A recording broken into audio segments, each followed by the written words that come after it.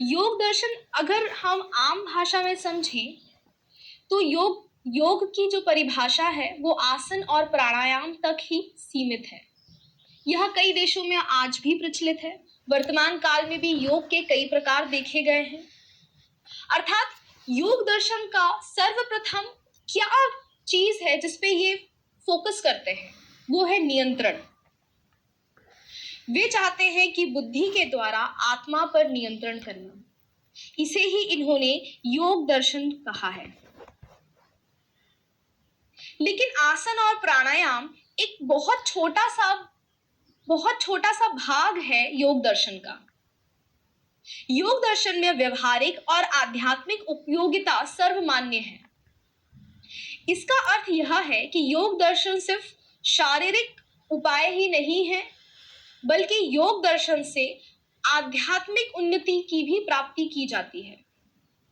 जो योग हम आज देखते हैं वह सिर्फ आसन प्राणायाम तक ही सीमित दिखता है। शारीरिक उपयोगिता तक ही उसकी उपयोगिता दिखती है, लेकिन उसके साथ ही साथ आंतरिक और आध्यात्मिक उन्नति भी एक पक्ष है योग दर्शन का। अगर आप देखें तो इसे प्रारंभ किसने किया था? पतंजलि मुनि ने प्रारंभ किया था। जिस तरह मैंने आपको बताया, हर दर्शन कहाँ से शुरू होता है तो उसके लिए एक दर्शन शास्त्र होता है जिसमें सूत्र लिखे जाते हैं। तो वो दर्शन शास्त्र कौन सा है? योग सूत्रों या योग सूत्र लिखे गए हैं। वहां से हमें दर्शन शास्त्र जो योग दर्शन है उसकी विवेचना मिलती है।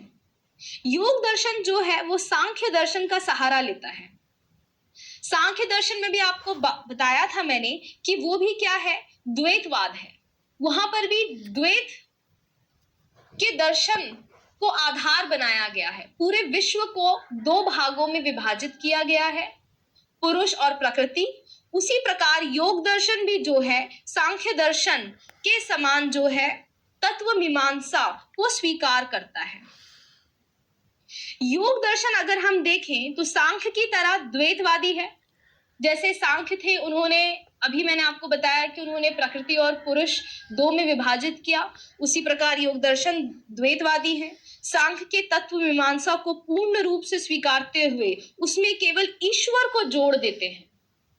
अब आप याद करिए कि सांख्य दर्शन पढ़ते समय मैंने आपको बताया था कि सांख्य दर्शन में क्या नहीं है। तो वहां ईश्वर की कोई विवेचना नहीं है। ईश्वर के बारे में कोई बात कही गई नहीं है, ना ही कर्मों के बारे में, ना ही पुनर्जन्म के बारे में। बस उसी द्वैतवाद, उसी विश्व को दो भाग में विभाजित करने के साथ ही साथ योग दर्शन ने ईश्वर का विषय भी उसमें जोड़ दिया है। इनका मुख्य उद्देश्य क्या है? नियंत्रण पाना, एकाग्रचित होना। किसके द्वारा एकाग्रचित होना? आसन प्राणायाम और ध्यान के द्वारा एकाग्रचित होना। अपनी चेतना पे, अपनी अंतरात्मा को शांत करना। इसलिए हमने इसे क्या कहा? एक लाइन में हमने कहा यह बुद्धि के द्वारा आत्मा पर नियंत्रण करने का दर्शन है। जिस तरह हमने कहा पतंजलि मुनि ने योग सूत्र लिखे, तो इसमें आप देखोगे कि इसमें 4 पदों में लिखे गए हैं ये योग सूत्र। इन 4 पदों का क्या नाम है? तो सबसे पहला नाम है समाधि पाद, दूसरा नाम है साधन पाद, तीसरा है विभूति पाद और चौथा है कैवल्य पाद। हमने बात की थी कि हर दर्शन को पढ़ने के लिए सबसे प्रथम जानना जरूरी है कि दर्शन शास्त्र कौन सा है। उस दर्शन शास्त्र का जो पहला श्लोक है वो उसका मंतव्य बताएगा। आखिरी श्लोक जो है, अंतिम श्लोक जो होगा, वो उसका उद्देश्य बताएगा कि किस प्रकार उसकी पूर्ति करना है, किस प्रकार कार्य को प्रतिपादित करना है जिससे हम अपने अंतरिम ध्येय तक पहुंच सके। उसमें योग दर्शन अब हम पढ़ रहे हैं, जिसमें हमने देखा कि योग दर्शन का दूसरा अर्थ ही नियंत्रण करना है। किसका नियंत्रण? तो अपनी आत्मा का नियंत्रण बुद्धि के द्वारा, जिसके लिए हमने देखा कि जो योग सूत्र लिखे गए हैं वो कितने पदों में लिखे गए हैं? 4 पदों में लिखे गए हैं। समाधि पाद, साधन पाद, विभूति पाद और कैवल्य पाद। इनमें क्या बताया गया है? तो इन सारे पदों में आपको बताया गया है किस प्रकार आसन, प्राणायाम और ध्यान करके आप अपनी बुद्धि को एकाग्रचित करेंगे।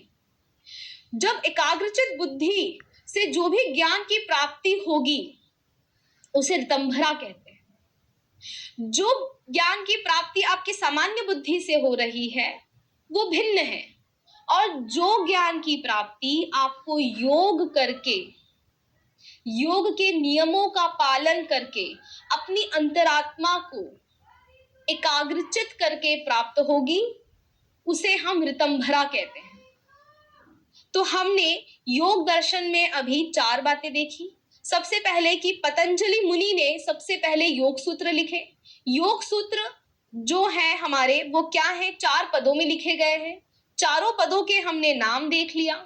तीसरा, हमने योग दर्शन और सांख्य दर्शन के बीच की समानता देखी कि सांख्य दर्शन जो था वो भी द्वैतवाद था, जो योग दर्शन है वो भी द्वैतवादी है। द्वैतवादी मतलब पूरे विश्व को इनने 2 भाग में विभाजित कर दिया है, प्रकृति और पुरुष, जिसमें पुरुष जो है आपकी चैतन्यता है, प्रकृति जो है आपके 5 महाभूतों से बने हुए हैं। लेकिन फिर हमने असमानता भी देखी कि योग दर्शन में और सांख्य दर्शन में क्या असमान्यता है। तो असमान्यता ये है कि हमने देखा था सांख्य दर्शन में ईश्वर के विषय पे कोई चर्चा नहीं की गई थी। ईश्वर है या नहीं है इस बारे में कोई चर्चा हमें कहीं, कोई विवेचना हमें सांख्य दर्शन में नहीं देखने को मिलती है।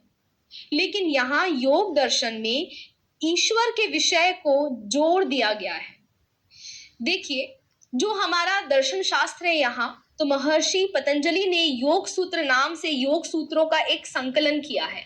कितने पदों में है? 4 पदों में हम देख चुके हैं। तो योग सूत्र नाम से योग सूत्रों का एक संकलन किया है महर्षि पतंजलि ने, जिसमें उन्होंने पूर्ण कल्याण तथा शारीरिक, मानसिक और आत्मिक शुद्धि के लिए 8 अंगों वाले योग का एक मार्ग विस्तार से बताया है, जिसे हम अष्टांग मार्ग कहते हैं। साथ ही साथ हम देखेंगे ये जो 8 अंगों वाला जो योग है, इससे हमें क्या प्राप्त हो रहा है? ऋतंभरा प्राप्त हो रही है। कैसा ज्ञान प्राप्त हो रहा है? ऋतंभरा ज्ञान, जिसके द्वारा शारीरिक, मानसिक और आत्मिक तीनों की शुद्धि हो रही है। तो योग दर्शन मात्र आसन और प्राणायाम तक ही सीमित नहीं है। आसन प्राणायाम एक बहुत छोटा सा भाग है योग दर्शन का। इसके साथ ही हम यह कोशिश करते हैं कि व्यवहारिक और आध्यात्मिक उन्नति भी व्यक्ति की हो। अब हम देखेंगे कि वो 8 अंग कौन से हैं योग के। तो कौन से 8 अंग हैं योग के? यम, नियम, आसन, प्राणायाम, प्रत्याहार, धारणा, ध्यान और समाधि। इन 8 का मतलब क्या है, या इन 8 की विवेचना अगर करने को कहा जाए तो वो अब हम नेक्स्ट स्लाइड में देखेंगे। आप अभी बस इतना समझिए कि हमारे पास योग के 8 अंग हैं, जिनके माध्यम से हम ना सिर्फ मानसिक शांति बल्कि आत्मिक और शारीरिक शुद्धि तीनों एक साथ करते हैं। आप इस तरीके से एग्जाम में एक ट्रायंगल बना सकते हैं, जिसमें आप लिख सकते हैं कि हम शारीरिक, मानसिक और आत्मिक तीनों शांति जो है, तीनों की शुद्धि जो है योग दर्शन के माध्यम से हमें होती है। प्रथम 5 अंग जो हैं, यम, नियम, आसन, प्राणायाम तथा प्रत्याहार, इनको हम बहिरंग कहते हैं। तो इन 8 को हम 2 भागों में विभाजित करते हैं। एक हो गया बहिरंग और शेष 3 जो हैं उनको हम कहते हैं अंतरंग। तो पहले 3 को हम कहेंगे बहिरंग और आखिरी के 3 को कहेंगे अंतरंग। अंतरंग मतलब अपनी अंतरात्मा पे जब हम प्रयास करते हैं ध्यान लगाने का या फिर एकाग्रचित होने का, अपने चित्त को अगर हम कोशिश करते हैं एकाग्रचित करने का, तो वो कहलाती है हमारी अंतरंग, जो कि आप ऊपर देख सकते हैं। धारणा, ध्यान और समाधि तीनों के समावेश से आप क्या करोगे? अपनी अंतर चेतना को आप एकाग्रचित करोगे। बहिरंग में आप क्या करोगे कि आप बाह्य व्यवस्था से या बाह्य कार्य से आप अपने शरीर को और अपनी बुद्धि को आप एकाग्रचित करने की कोशिश करोगे, जो कि क्या है? यम, नियम, आसन, प्राणायाम, प्रत्याहार। अब हम देखेंगे इसके लिए एक डायग्राम है जो आप बना सकते हैं, जिसमें हम इसकी विवेचना भी देखेंगे। उसके पहले अब हम दो सूत्र देख लें कि योग दर्शन में सर्वप्रथम जो दो सूत्र हैं वो बहुत ही उपयोगी हैं, क्योंकि यहीं से हमें मंतव्य और इनकी दिशा समझ आती है कि योग दर्शन की दिशा क्या है। अथ योगानुशासनम, इसका अर्थ क्या है? अर्थात योग की शिक्षा देना इस समस्त शास्त्र का प्रतिपाद्य विषय समझना चाहिए। प्रतिपाद्य विषय समझना चाहिए का मतलब क्या है या अर्थ क्या है कि जो पूरा योग की जो पूरी शिक्षा है, जिसके माध्यम से आप क्या करते हैं, व्यवहारिक, बौद्धिक और आंतरिक तीनों की शुद्धता करके आप अपने मन को, चित्त को एकाग्रचित कर लेते हैं, उसी को क्या समझना चाहिए? इस दर्शन का विषय समझना चाहिए। उसके लिए अलग अलग रास्ते दिखाए गए हैं। जैसे 8 अंगों का योग बताया है किसने? महर्षि पतंजलि ने बताया है। दूसरा जो श्लोक है आप देख सकते हैं, जिसका अर्थ क्या है? चित्त या मन की जो स्मरणात्मक शक्ति की वृत्तियों को सब बुराई से दूर कर, मतलब जितनी भी बाह्य उत्पन्न होने वाली बुराइयां हैं उससे अपने मन को, अपनी बुद्धि को अलग करके, उनसे पीड़ित ना होके, उनसे अलग करके शुभ गुणों में स्थिर करके, शुभ गुणों में स्थिर करके मतलब शांत मन और शांत बुद्धि के साथ परमेश्वर के समीप अनुभव करते हुए मोक्ष प्राप्त करने के प्रयास को योग कहा जाता है। मतलब सर्वप्रथम आप योग करेंगे तो वो सिर्फ आपकी फिजिकल एक्सरसाइज नहीं है, बाह्य एक्सरसाइज, ये बाह्य कार्य नहीं है। उसमें आप क्या क्या करेंगे? उसमें आप दो काम करेंगे। एक तो आप बहिरंग, बहिरंग मतलब अपने बुद्धि को और अपने शरीर को सर्वप्रथम आप शांत करेंगे, शुद्ध करेंगे। उसके बाद आप अतिरंग करेंगे, अतिरंग जिसमें आप ध्यान लगाएंगे और आप अपने मन को एकाग्रचित करेंगे। दोनों जब हो जाएंगे तब आप अपने आप को ईश्वर के सबसे समीप पाएंगे और साथ ही आपको मोक्ष की प्राप्ति होगी। देखिए, सांख्य दर्शन और योग दर्शन में हमने जो समझा है वो बस इतना ही है कि दोनों द्वैतवाद हैं। दोनों समझते हैं कि पूरा विश्व जो है वो प्रकृति और पुरुष के तालमेल से बना है। बस जो असमानता है वो क्या है कि सांख्य दर्शन ईश्वर के विषय में कोई बात नहीं करता है, जब कोई चर्चा नहीं करता है, जबकि जो हमारा योग दर्शन है इसमें हम जो हमारी चैतन्यता है उसको एकाग्रचित करके ईश्वर का ध्यान लगा के मोक्ष की प्राप्ति की कोशिश करेंगे। तो यहाँ पे जो मोक्ष है उसकी भी चर्चा पहली बार हुई है। आप बोल सकते हैं कि जो कंसेप्ट है हमारा मोक्ष का या ईश्वर का वो योग दर्शन में है, जबकि सांख्य दर्शन में वो कंसेप्ट नहीं है। लेकिन कुछ समानताएं भी हैं दोनों में। योग दर्शन जो है वो मात्र आपके बाह्य एक्सरसाइज या आपके बाह्य गतिविधियों तक ही सीमित नहीं है। उसमें आपका मन के अंदर ध्यान लगाना, अपने मन को एकाग्रचित करना, इनके प्रयोजन भी शामिल हैं। जिससे क्या होगा, जो हमने एक स्लाइड पहले देखा कि हमारा जो ट्रायंगल है हम उस पे अपना चित्त करेंगे। बीच में हो गया आपका पुरुष, जिसका मन को, आपको चित्त को शांत करना है। उसके लिए क्या करना होगा? शारीरिक शुद्धि चाहिए, मानसिक शुद्धि चाहिए और साथ ही आपकी आध्यात्मिक शुद्धि चाहिए। अब हम देखेंगे कि जो 8 अष्टांग योग देखा कि उनके बारे में हम क्या लिख सकते हैं या उसके लिए हम क्या चर्चा कर सकते हैं। देखिए, अष्टांग योग किसने दिया? महर्षि पतंजलि ने दिया। योग कई प्रकार के हो सकते हैं, लेकिन जो सबसे पुरातन योग है वो अष्टांग योग है, जिसको आधार माना गया है पूरे योग दर्शन का। उसके बाद योग दर्शन सिर्फ और सिर्फ हिंदू धर्म का ही भाग नहीं है, यह आपको जैन धर्म में, बुद्ध धर्म में भी आपको योग के का एक कोई विविध प्रकार आपको दिखेगा, लेकिन यह सर्वधर्म में आपको दिखेगा।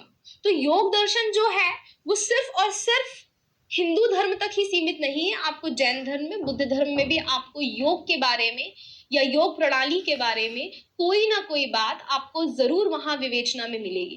किस प्रकार का योग आप कर रहे हैं यह भी विविध प्रकार का हो सकता है। जैसे अष्टांग योग हो गया, ऐसी हठ योग होता है, ऐसी राजयोग होता है। तो अलग अलग प्रकार के योग होते हैं। जिसमें हम सर्वप्रथम और जो सबसे इम्पोर्टेंट है हमारे सिलेबस के लिए वो है अष्टांग योग।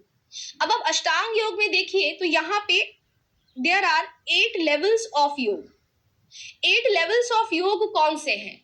तो हमने बोला कि इसमें 3 बहिरंग हैं और 5 है वो आपके क्या है? अंतरंग है। धारणा, ध्यान और समाधि आपके क्या है? अंतरंग है। अंतरंग है मतलब इसके लिए आपको अपने मन के अंदर आपको काम करना होगा, आपको अपने मन को स्थिर करना होगा, ध्यान लगाना होगा, बाह्य जगत से अपने आप को थोड़ा सा दूर करके एकाग्रचित होना होगा। बाकी जो 5 हैं ये आपके क्या हैं? बहिरंग हैं। बहिरंग है जैसे यम है। यम का मतलब है बुरे काम छोड़ना। आप बुरे काम छोड़ेंगे तो आपके मन में जो बेचैनी है या फिर जिस किसी प्रकार की अगर आपके मन में उलझन है तो वो कम होगी। फिर नियम मतलब होता है अच्छे काम करना। आसन मतलब होता है शरीर को स्वस्थ रखना। आप याद करें हमारे ट्रायंगल का एक पार्ट जो है वो है शारीरिक स्वस्थता। उसके बाद में है प्राणायाम। प्राणायाम का अर्थ है कि श्वासों पर ध्यान या संयम रखना। इससे आपका क्या होगा? इससे आपका शरीर शुद्धि होगी। उसके बाद प्रत्याहार, अपने दोषों को दूर करना।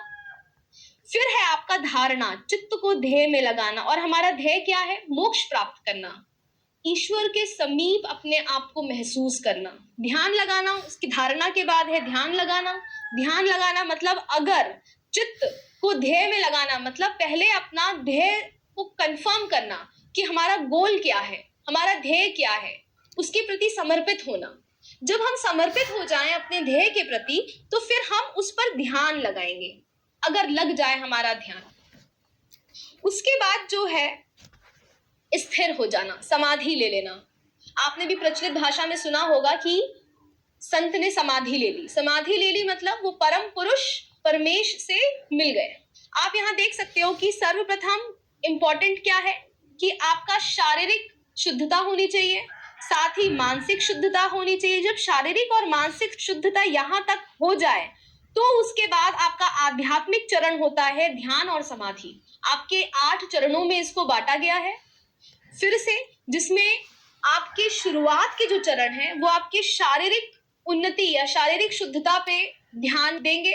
उसके बाद जो है हम हमारी मानसिक शुद्धता करेंगे। किस प्रकार करेंगे कि बुरे काम छोड़ देंगे, अच्छे काम करेंगे, अपने दोषों को दूर कर लेंगे, जिससे हमारा मन शांत हो जाए। जैसे ही हमारी बुद्धि और मन शांत होगा वैसे ही हमें किस प्रकार का ज्ञान प्राप्त होगा? ऋतंभरा। इस ज्ञान को जो इन अष्टांग योग से प्राप्त किया जाता है उसे ऋतंभरा कहते हैं। तो जब हम यहाँ तक आ जाएंगे तो हमें क्या हो जाएगी प्राप्ति? ऋतंभरा की, मतलब सही ज्ञान की, जो हमें सही दिशा में हमारे आगे के चरण की पूर्ति में मदद देगा। आगे के चरण क्या है हमारे? वो है हमारे जो कि हमारी आध्यात्मिक उन्नति के लिए बहुत जरूरी है, जैसे ध्यान लगाना, समाधि लेना। आप हमेशा शुरू कहाँ से करेंगे? अपने शारीरिक शुद्धता पे आप शुरू करेंगे। फिर आप जैसे जैसे योग करते चले जाएंगे आपकी मानसिक शांति आएगी, मानसिक स्थिरता आएगी। जैसे ही मानसिक स्थिरता आ जाएगी वैसे ही आपका आध्यात्मिक उन्नति होने लगेगी। तो हमने देखा अष्टांग योग, हमने देखा, हमने एक बात यहाँ ये समझी कि जो योग दर्शन है वो मात्र हिंदू धर्म से ही सिर्फ कनेक्टेड नहीं है। इसका उल्लेख योग का किसी ना किसी प्रकार से जैन धर्म, बुद्ध धर्म, बाकी धर्मों में भी पाया जाता है। योग दर्शन जो है वह मात्र आसन और प्राणायाम करने तक सीमित नहीं है, सिर्फ बाहरी अंग की शुद्धता तक नहीं है। वो जरूरी ये है कि उसमें तीनों चीजों का समन्वय हो, शारीरिक शुद्धता, मानसिक शांति और आध्यात्मिक उन्नति, जिसका हमारा ध्येय क्या है?